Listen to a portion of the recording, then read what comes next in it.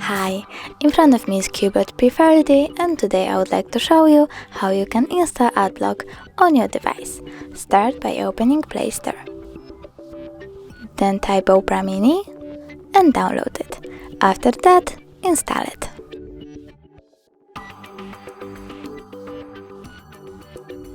Now tap Open and wait.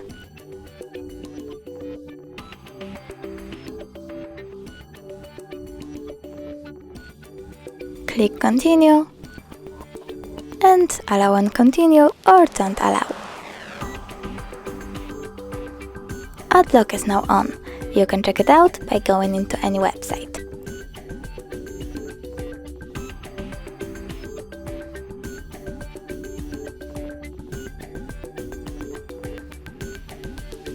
As you can see, you blocked your first ads.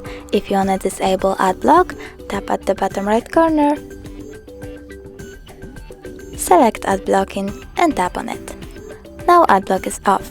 You can turn it back on the same way. Thanks so much for watching. If you enjoyed this video, don't forget to leave a like, comment and subscribe to our channel. Bye!